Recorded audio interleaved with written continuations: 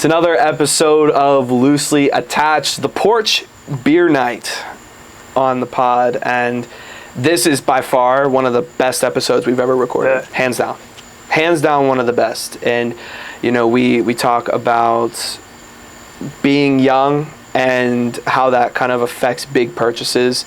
You know, we talk about the motivation behind our own successes in life, and really we get deep. Like it gets really, really deep, and I think that anybody who is at all interested in their own future can really benefit from this. So super excited for you guys to hear this one. But before you go into this one, it's very, very important that you follow all of the social media. Loosely Attached Pod on Instagram, on TikTok, and on Twitter. Go follow it up. Go check out. We're doing weekly promo clips. We put them out, and you know, tell a friend, man. Send the podcast to a friend, and you know, continue to support us, guys. You know, we've felt so much love, and we've seen so much of an increase in listeners, and it's really all because of you guys. So, thank you so much for that. Enjoy the best episode that we've ever done. We'll see you guys in there.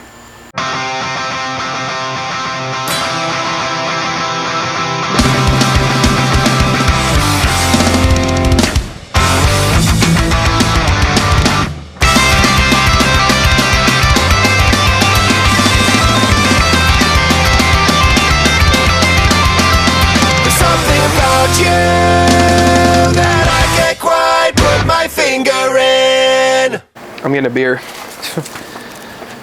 Believe that. Should we just start it? Yeah. Like Not a cold start, but a cold open? Yep. Yeah. I'm ready. We're live. Yeah, man. Let's just get it started. Porch beer episode.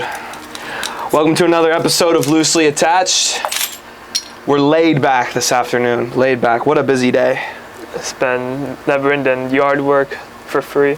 Literally driving across the country from Mobile and back to cut grass and do lawns, and I had a busy day too, man. This you know, we got a little pop labeled back, no free ads. Take a guess what it is. Your mic is in your shirt. Hold up. Did it not work? I mean, you're just gonna hear. Oh shit. There we go. Okay. What a way to start this one. Shit. I don't even know where to start with this one. I mean, you know, just a whirlwind of a week, and you know, we're sitting on the front porch. It's porch beer season, and I'm half afraid that someone's gonna walk by on the sidewalk and just help themselves to a camera. Honestly, I mean, who knows? No, we're good. This is the safest part of town. It's safe. I don't want to say safest. On the safe scale, it's probably like a 6. To be fair, it's up there, but it has its own beauty and its own parts, you know. Exactly. This neighborhood does have some character. Every house is like a different pastel color. I've liked this house. You know, it's a good house. Like, it's just, you know, it's so weird how I came to this house, because it was such a rush, and it was like literally the last place that would even allow me to move in. I was looking at houses, and there were so many different places that I could have gone, and they literally, like, I could have afforded the rent, but they were like, oh, this kid's young and he's gonna like wreck the house. See, that's a big problem too with life in general, because I ran into the same issue when I was looking for my first apartment.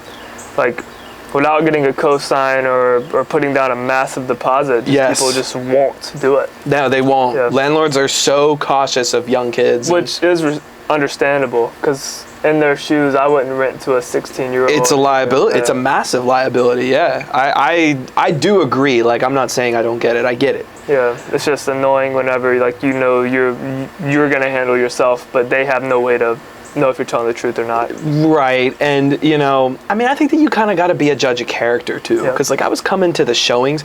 I remember there was this sweet house that I wanted to get, and it was with Riley and Joelle from the local 6, and, you know, recurring guests, by the way. We wanted to get this sweet house. I mean, it had a nice little backyard, a shed in the back, and like it was in a really, really good part of the city, like right near the airport. And I'm telling you, like 5-minute drive from the beach, We would have been in prime shape. I show up to the showing in a suit with financial records from the past 2 years.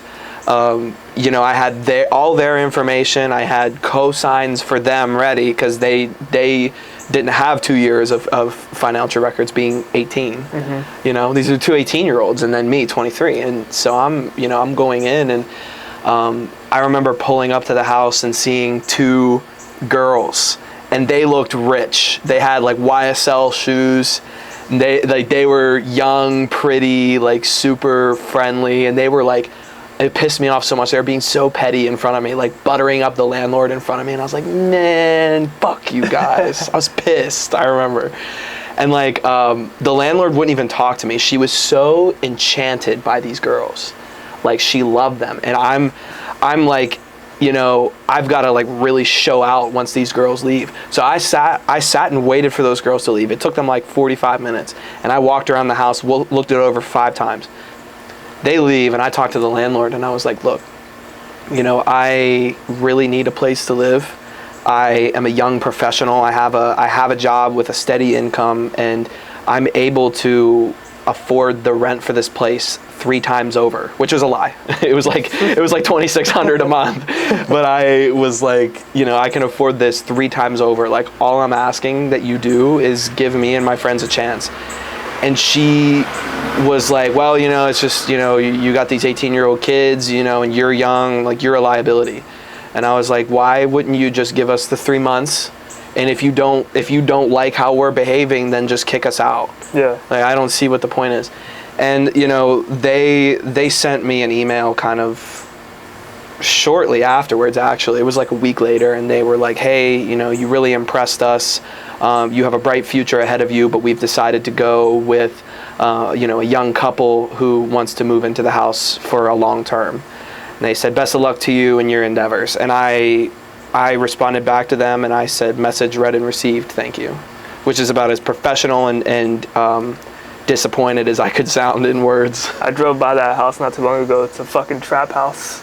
They're just having fucking block parties every night. They're cooking up meth in the kitchen. They're refusing to pay rent. They're using COVID as their reason, so they legally can't evict them now. Right, they're stuck there. Yeah, the baby the couple had is a crack baby. It's got a fucking third eye, dude. Honestly, I mean, I'm sure that they're happy. And look, like, it all happens. This is what everyone says, but it all happens for a reason. I mean, I found a cool place. And, you know, I actually like this better because of the location. It's close to what I want to do. So, you know, it's not so bad. But, you know, at the same time, I mean, this place, I mean, the rent was a little cheaper, and, you know, the landlords were just kind of like, it's like a mom and pop type thing. Like, they barely even had a contract that I signed, and I just moved in. And, I mean, I don't know, like, I just wonder at what point do we become old enough that people take us seriously with big investments like renting a house or buying a car? Probably, I think it's a lot to do with, like, your first impression, and probably, like, safe age, probably like 25. I have to think. 25. Yeah, but it shouldn't be. No, it should be. It should not be. Strictly based on your first impression. No doubt. First impression, and your, like, rental history, and if you have none, your proof of income. And right. That should be it. Proof of income, and I mean, especially with a cosign, man. Like, those kids were ready to cosign. Like, I was just so confused by that. Like, why would those people not want to do that? And, you know, I mean, I don't know. Maybe they took the safer play. I guess I can't knock them. The only thing I don't like about the cosign is, like, for example, like, think of a kid at your high school who was like the worst kid ever. Yeah. He could have gotten a cosign, dressed professional, and then went in there and just fucking dogged the place because he knew his mom was going to pay for it. Well, yeah, that's the whole, I mean, I don't get why cosigns are preferred. Yeah. But I guess it's a liability thing. Like, if it doesn't really matter what happens to the house if someone who's not them is liable. You know, like, they look at us and they're like, oh, you can't afford to fix this place if you fuck it up. That's the problem. And I don't know, man. I think that what we're doing at this age, like, being this young, but this, I mean, successful, is motivated. Yeah, it's not normal. People don't expect it. And so they see you like, oh yeah, I want this house, they're like, oh, this person is not serious. And the reality is, majority of people our age would probably not be serious. Bro, there's kids getting pumped up over like a beach party. I'm pumped up because I just got a fucking chess set. I know. Fired the fuck up. Literally, that is sick though. The Roman sculpture chess set. That has been my dream chess set since like 6th grade. Just like an old ancient carved, and you can see like the detail and everything. It's nasty. It's awesome. It is nasty. We were talking about this a couple days ago, like a couple podcasts back. You refuse to spend money like at the bars or, you know, on all types of like shit that normal kids, like even I admittedly will spend money on, and then you'll spend money on a chess set or like a swimming pool that inflates in your living room. Only if it's a good deal. Like, yeah, I could buy a chess set, or I can get the same chess set that costs $600, go on Facebook Market, get it for $30. Right. This is a true story. True story, real to life, it just happened. $30 for a $600 chess set. I don't know, I respect that about you though a whole lot. Like your unapologetic interest in just, you know, whatever you enjoy, and it doesn't have to really coincide with what anybody else is really interested in. You just do it. And I mean, I don't know, it goes much further than that. I've always been fascinated by that. I mean, we met, end of last year, and, you know, I don't know, I'm like, man, this kid, like, all he likes to do is, you know, play pool, play chess, and, you know, ride a moped around the city. And it was just like, hell yeah. I mean, well, before I met you in the city, it was just me doing that shit alone. And nobody else did that. Well, they probably did it, but they didn't do it with me. So yeah, just did it for my own enjoyment. No, I get you. But our first bonding moment is a special story. Like, we had met at retail, whatever, but like, we were walking. It was me and you, and I was showing you. We were probably skipping a break or something. At Target. Yep. And we were walking, and then out of the corner of my eye, I saw the pool table. Yeah. And we stopped everything we were doing. Yeah, the fucking portable pool table in like the toy section of Walmart. Yeah. And yeah, I remember we took it back to your house, and man, we spent the whole night working on it. Yep. Literally, I think we finished building it at like 6 a.m. We played a game of pool, we played a game of ping pong on it, and then went our separate ways. I remember that. That was that pool table will be in my home till the day I die. I'm gonna convert. You're not gonna get a nicer one. No, I'm gonna get a better pool table. But like, as far as like foosball and air hockey goes, that one's great. Well, That's yeah. the only thing. Like, the pool table's good for now, but like, once I get a real pool table, I'll just flip it over and I'll have air hockey and foosball. Yeah. Plus pool. Right. No, that's I mean, that's a staple in the friendship. That was like a turning point because, you know, we realized at that point that we lived in the same building. Yep. You know, and we really took it from there. And, you know, it came at a time where I really didn't know anybody in the city. My only friends were from our retail job. I didn't go past like a mile outside of where I lived because all I did was wake up, go to work, and survive afterwards. It was the worst. I mean, my routine at that point in my life was so toxic, and you know, I look at it now and it's just completely changed. You know, like 6 a.m. gym before a full day of, you know, working my career job that I love, and then getting out of work and then being able to like sit on this porch and read a book or go to the beach and relax and just watch the water. Like, I could have never done that shit in my past life here. That's positive growth, man. That's like, what it is, you yeah. just look back and see like just how far you've come. And that's what I'm still working on too. Like, I move so fast. Like, I'm not like moving like I have this goal, and I forget about my goals. I'm just bouncing. But like, not to be like cocky, but I've done everything and more before I expected to do it. So now I'm like, I feel like I'm behind in a way. I get that. And like, I don't know, I just feel like for instance, like this apartment I just got, I already feel like I'm behind because it's not a house that I want. Or like, I don't know, it's like I'm hitting goals faster than my plan originally was. Well, I think it's a really dangerous, it's a dangerous trap because you're going to experience that your whole life. You're going to buy the car that you want, and then you're going to want a nicer car. You're going to get that house, and then you're going to be like, wow, this house isn't big enough. There's never enough when your aspirations and your goals are material, which is why I think it's really important to kind of be well-rounded and happy and satisfied, close to God, and just really all around content, because then that stuff kind of takes a back seat and you realize, like, I can be happy with this. I can be content with this. But it's understandable, especially being as young as we are. It's like, oh, like, yeah, like this house for me is, it's cool, but it's not where I want to retire. Yeah. You know, so what I would say is just make sure that you take the time to enjoy where you're at and appreciate what you have accomplished, because to be able to move into an apartment where you feel peace of mind and where you're happy is your victory. Yeah. Like, you're allowed to kind of soak those victories in, and I mean, of course, there's gonna be years down the road where you can build off of that. It's not a race, and you know, there's no rush. The only timeline that we're on is, you know, that we set for ourselves. Exactly. You know what I mean? What would be like the ideal, like when is the game over, so to speak? Like when, I guess this is like a personal question because everybody would have a different answer. But like, when would you be able to be like, I've finally done it?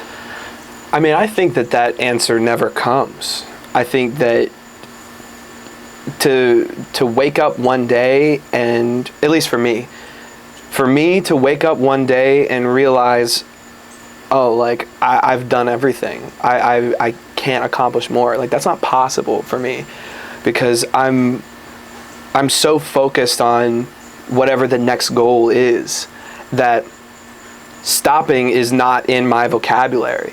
And why would I? I mean, why would I just sit back and enjoy? I mean, then what? You know, it's actually, it would make me, I think, really depressed.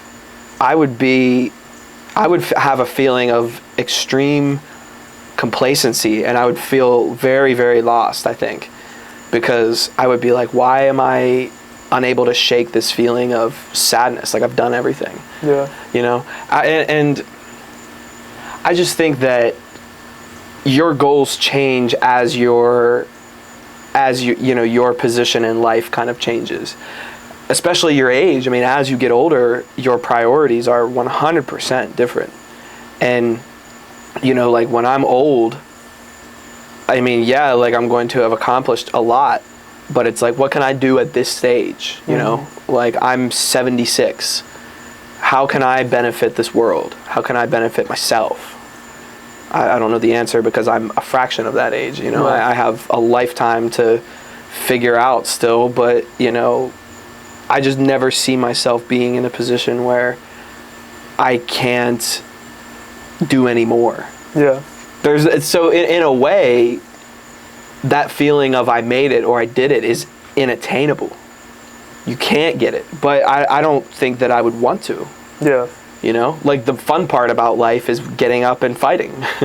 it's getting up and pushing towards that. I feel like one day, like the ultimate goal for me personally would be like whatever house, probably a beach in the background. You wake up, it doesn't have to be a large house, but just financially, I've built something that generates me money without me having to physically do anything, right? Yeah. That way you have that stability to just travel. But, okay, so I'm in that situation. I wake up, I get to go wherever I want. I have a place to call home. But I don't know, because I'm not in that situation yet, I don't know if that would put me at peace, or would I feel like I haven't done something, even though I'm in my ideal life. Yeah. Like, I don't know, that's just deep talks tonight. You're not gonna know the answer to that Yeah. until you get there, I don't think. I don't think that there's any way that you can really pinpoint what you're gonna feel once you reach that, like that goal of living in the house that you want to live in. Yeah. I mean, that's why I say, like, there's more to it. I think that being, spiritually whole is a huge, huge part of that. I think that, like, and also, like, think about the process, like, going towards that goal. I feel like, I can be happy now because I am, loved by God. I feel like I can be happy now because I'm fulfilling my purpose, like what this universe set out for me to do, I'm doing in some way, shape, or form. So even before I've reached the moment where I'm like, oh, I've made it, I'm still happy along the way. Yeah. And that's important, I think, to really do, because, like, I mean, yeah, there's going to be difficult times, there's going to be tough times, and we all have those difficult moments, but the truth is that the best part of life is the challenge. It's the fight towards your goal. You have to embrace it and you have to love it. And then it just makes it so much more satisfying once you get there. Like, I fought through this to get there. It's next level. And if you're hating the process and you're hating what you're working towards, what's the point? Yeah. Why are you trying to achieve it? You should be happy that you have a purpose. And if you don't have a purpose, maybe that's why you're unhappy. Like, oh, like, I'm so unhappy because I don't know what I'm working towards. That would make me unhappy, I think that's where a lot of people mess up too. Like, they go into their career strictly because they're told to, or they make decisions based on what their parents want, or they just do things simply because they just don't know. And that's where this whole idea of, like, I just have to work this job so I make enough to live comes from. Yeah. Because they don't, like for me, yeah, money makes me live comfortable, but it's not everything. So like, if I was given the opportunity to, like, here you take this paycheck here, or you get paid less, but you get to travel, I'm going to take the travel route because I'm going to be richer in the end of the day by experiencing life rather than spiritually just taking money. Yeah. Because money can only get you so far. It can buy me items, it can buy me a home, it can buy me this, and this. But if I have to work 10 months out of the year and only get 2 months to travel, why would I get more money to only be able to live 2 months out of the year? And we were talking about that. I mean, actually, it's gonna come to light very, very soon. But we have been talking a lot about this, and the reality is, as you get older, that possibility becomes smaller and smaller, because as you get established in your career and as you start to do the things that you are working towards, you just naturally become rooted in what you're doing. Like, your job is so good that you can't leave it. Mm-hmm. Otherwise you're an idiot. That happens by the time you're 30, maybe. I mean, I know that my dad, he told me that he didn't see a job that he couldn't leave until he was 32, 33. Yeah. And what did he do before then? I mean, that's 10 years away for me. So I think about it now, and it's like, now is the time where, I can really, kind of explore not only the world, but myself, and just kind of figure things out, because this is, we're growing, man. This is such a building period in our lives. And, we're going to look back on say, like, when our age doubles, when I'm 23, when I'm 46, like, I'm going to look back and be like, man, when I was half this age, I knew nothing. Yeah. Like, I try to be as vulnerable as possible as I can with that, because, like, I truly know very, very little about what's ahead of me. And that's why, like, even when things are difficult and when I get these feelings of sadness or roadblocks in my vision, I can't help but realize I don't really know what's going on. So it's maybe time to take a step back, breathe, and then move forward again, and then just keep pushing, because you know, it's never as hard or as difficult as sometimes we make it in our heads. And I don't know, to your point, yeah, you make this money or you build this career for yourself, and it's hard to travel. So 100% I'm always going to choose you know, making less money but being in new environments and new places, because I mean, at least what I've done so far has changed me, like, astronomically. Like, I'm a different human being because of where I've been and what I've done. And you know, I mean, I even feel farther and farther away from home every day, you know, being here. And this has changed me, being in this city. And you know, I don't see how I could possibly fail at this point. Like, I've already succeeded because I've already been taught lessons here. You know what I mean? And then really, and none of that to be said, like, just because you choose to do something with that doesn't mean that you're throwing away money. Like, you can still, when the timing comes to you, take full advantage of every opportunity you get, and then whenever you're in your downtime waiting on your next opportunity, still do boss shit. Yeah. You can still work hard, you can still create something, you can still generate income, whatever you want to do that passes your time. Doesn't mean just because you leave a job and you go travel, doesn't mean you got to go home to nothing. Yes. Just go make shit happen. Yeah. And then after that, whenever the next opportunity comes to your door, take full advantage of it. And that's how life should be. Lived to the fullest. Yeah. I mean, I feel like the past couple years, my foot has just been steadily on the gas pedal. And, you know, my life is just on this fast track. And, you know, it's really, really hard to appreciate where I've brought myself, because I feel like I've done too much. It's like, this is going too fast. And, you know, I've been just trying recently to slow it down and appreciate what I've accomplished for myself. And, you know, really, you know, I did it just off the strength, you know, just manifesting it myself. And it's hard to do that, but then I think it's even harder to deal with it. And I was actually telling somebody a couple days ago, I had a conversation. It was with my mom, actually, and my stepdad. And I was just saying, I'm so afraid, and you might think that I'm afraid of failing, but I'm actually more afraid of being successful, because I'm worried that I know that I'm going to be successful. Every day I tell myself that I'm going to be, but I worry that one day I'm going to wake up, I'm going to be successful, and then I'm going to wonder to myself, now what?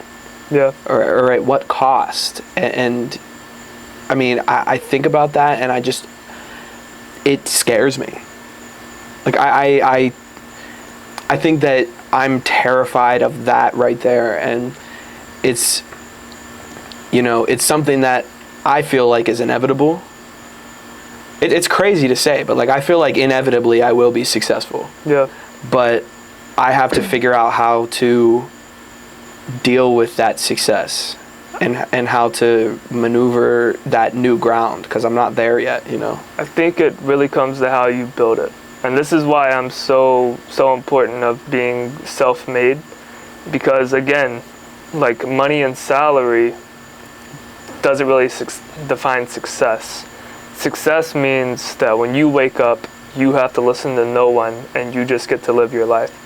Now, if you build it right, money comes. Like, you shouldn't chase the dollar. You should find a way to kind of build a way to where the dollar works for you. And that's what every successful rich person is going to tell you. They found a way to make money work for them.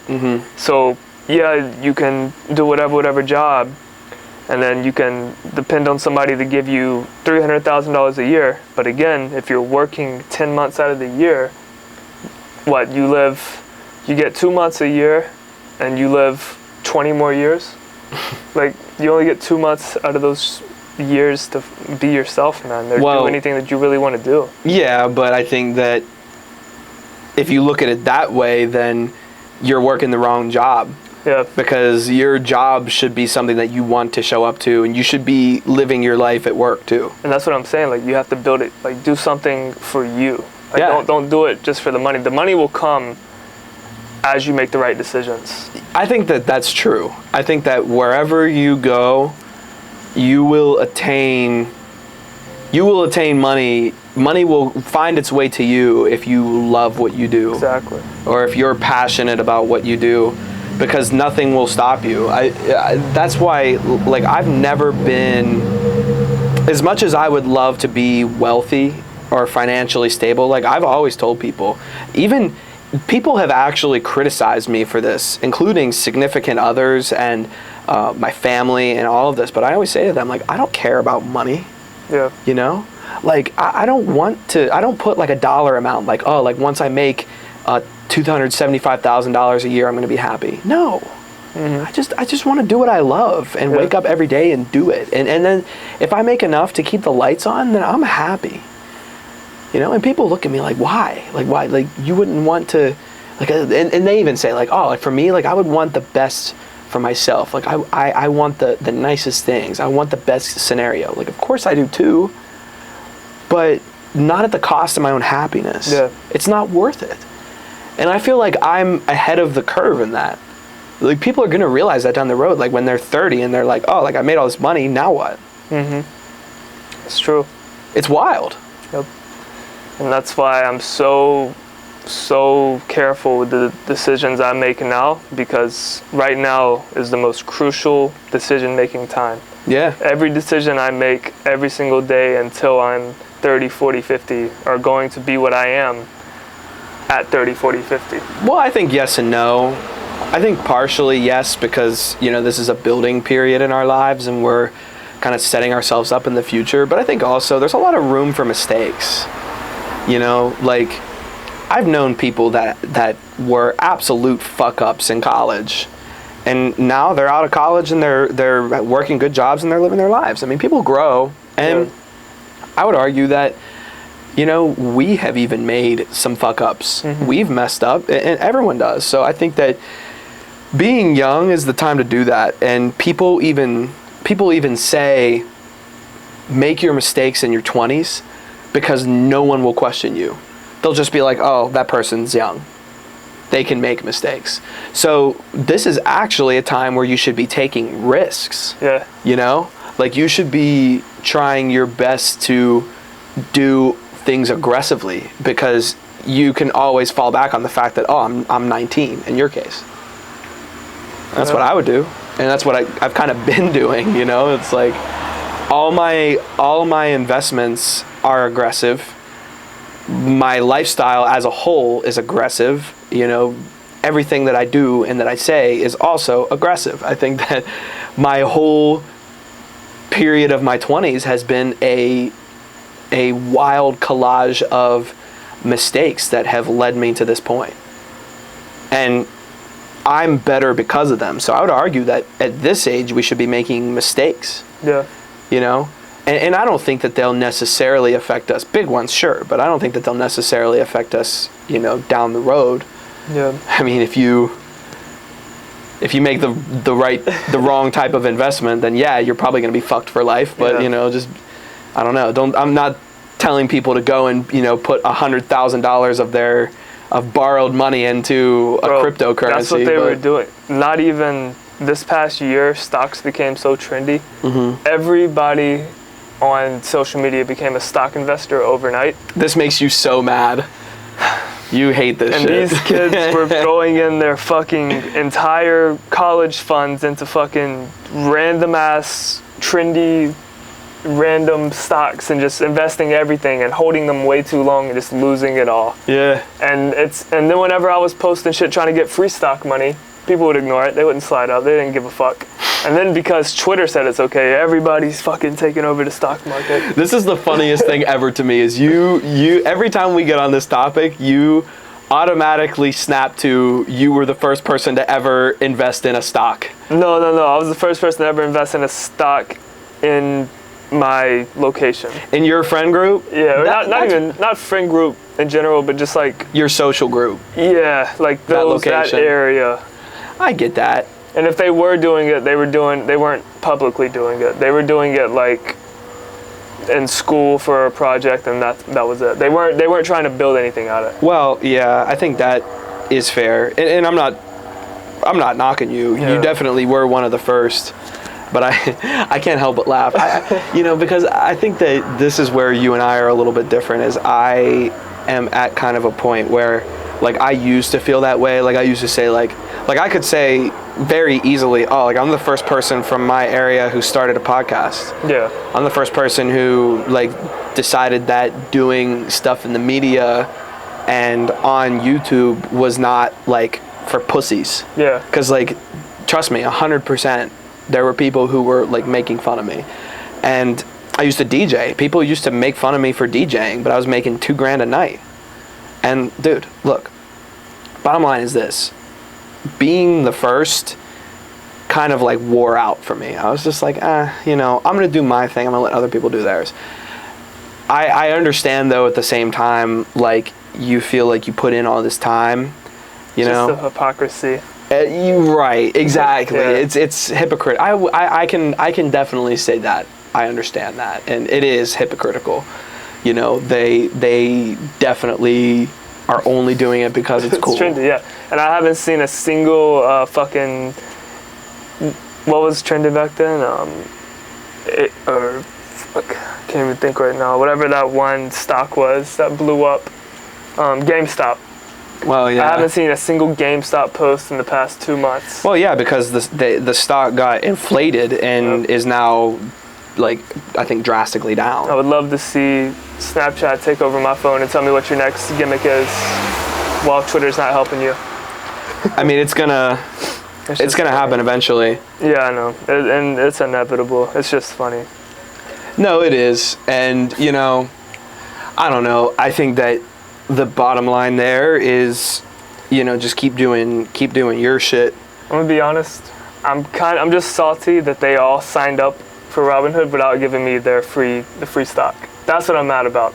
Everybody who posted it would not slide up and sign up using my link. And then I check after it became trendy and all these people signed up. So I could have had all these free stocks. It's true. It really just comes down to me being bitter and salty about that. I'm glad you acknowledge it. I mean, that's fair. I just wanted the free stocks. No, that's fair. You can definitely be bitter about that. That's valid. It's free buy power. Right, exactly. No, it's valid, but you'll get yours, and in the grand scheme of things, you already are so established in that if people want to come to you for advice or talk about it, they will, and they already have, and that is what it is. I mean, I don't know. I mean, we do a podcast. We talk to how many people per week, but not many of them have ever reached out to me. I don't take it personal. Yeah. So, everyone's doing their own thing. I think that's the real bottom line of it is, everybody's doing their own thing. And we have good fans too. We have people who listen to us and who love what we're doing. And, I mean, the listeners are the best part about this, hearing feedback and I was talking to, a guy that I met in the mall, and he was like, dude, like, I'm listening, I'm like, dude, hell yeah. Like, thanks for listening. And, like, I knew him, but barely. And it was like, dude, like, thank you, like, he said he fell asleep, and, like, as he would go to sleep, like, he would watch the whole episode, and then, like, end of the episode, he'd be tired, ready to go to bed. I don't know if that's a good thing or a bad thing, but, it's just cool that, yeah, he's taking time out of his day to listen to our thoughts. Totally. And, I don't know. I felt like, we set out for this to be kind of like a mental journal. And, it came, I think, at a time where, I really needed it. I think that having, an outlet to kind of just like have recorded conversations, kind of like an Avatar when the main character is like recording himself each day. It's like, day 100 and I'm feeling like this. Yeah. And, I've been doing the same. I've been, doing a lot of journaling and, meditating and reading and just kind of trying to understand what's going on in my head, and I'm nowhere near where I need to be. But there's, I mean, compared to the stock market, there's, it trends up and then it goes down, but then it trends upward again, and I feel like I'm trending upward. I feel like I'm trending positively, and I realize also that a lot of the difficulties, like the anger and the rage that I felt at the beginning of summer is starting to go away a little bit. And I always said that I would be very vulnerable about it and very open about it, but it's like now I've kind of like made peace with like a bad time, and now I'm making moves. It's like, okay, like I'm done hating myself for a situation that was out of my control, and now I'm only focused on what is next. Yeah. Where do I go from here? And no one is gonna hand that to me. Like, I have to pick myself up and I have to go do that. I'm the only person that can do that. So, that's kind of where I feel like I'm at in the mental journal, and, moving on and improving every day. But I think that when it's all said and done, I'm going to be a completely different man than when we really started doing this podcast. Exactly, bro. And you made a good point. I think a lot of people feel like entitled. Yeah. Like they just feel like the world owes them. True. But instead they don't go out and do it for themselves, or I don't know. They just feel very, very entitled, and they just fall to a never-ending trap. Yeah. I mean, the reality that we have to go out and get what we want in life, like, I think that you have to kind of fail to realize that. Mm-hmm. Oh, yeah. Like, oh. Dude, failure teaches the best lessons. Like, without failure, you don't know if you're doing it right or wrong. Yeah. Like, you don't know. Exactly. Failure teaches you exactly. Failure, I would say, molds the way to success. In a sense. It does. I've failed many times. I mean, anybody who's ever tried something, or stepped out of their comfort zone understands, failure is part of it. It's part of the journey. But I think that what separates the people who are dominant in this life and the people who give up is, if you're successful, you failed, but you pushed through it. Yeah. And if not, you failed, you didn't do anything afterwards, you quit, and then what? Yeah. And I think most people learn from failure, unless you're like the Pittsburgh Steelers. Go Browns. Yeah. But most people learn yeah. from their failures. No, that's valid. It's valid. It's very true. I mean, I feel like I'm a product of failure. And that sounds weird to say, but I really feel like I have done all this trying, and some of it resulted in failure. Mm-hmm. And I continued afterwards, and then, things eventually kind of stuck. And people have seen my failures. Like, my failures have been public. Yeah. Or at least, within a peer group. And I don't know, like, I didn't let it stop me. I always immediately went back to work and continued to fight towards what I was kind of trying to do.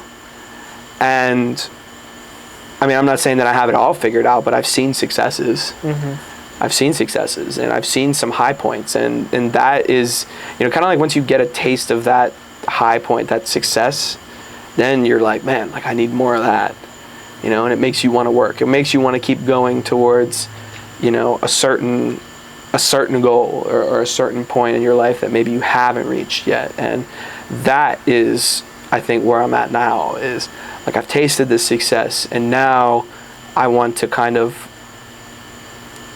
multiply it. I want to continue it, and it's not easy. Yeah. It's hard, but I think that the more that I focus on it and the more that I try to achieve it, the better off I'm going to be, What a profound episode, and especially after such a hard week and so many difficulties, man. Such a satisfying discussion, and I don't know. I would love to hear what people think about this one. If you've listened to this point, let's do this. If you've listened to this point, tell us what your favorite type of soda is, and we will shout you out on the story. There's only one wrong answer, and you will be blocked. What's the wrong answer? They'll find out next week. Okay. Well, thanks so much, everybody, for listening. Go follow Loosely Attached Pod, Instagram, Twitter, TikTok. Yep. And follow all the socials, man. Get it up there. And man, have a great week. Have a great weekend. This will come out on Friday. Tear it up this week. Get a couple beers. Enjoy yourself and enjoy each other. Thanks for listening. We'll see you next time. That's what I'm saying is, like, I realized I was worrying about things that I could not possibly control, whether it be today, the future, life. And then I just kind of realized one day that, it was just, that's the beauty of life itself, is completely not knowing what's going to happen tomorrow. Because, like, if we knew what was happening tomorrow, what will be the point of seeing tomorrow? You know what I'm saying? Yeah. And so I just snapped out of it and realized, wow, this is what being a human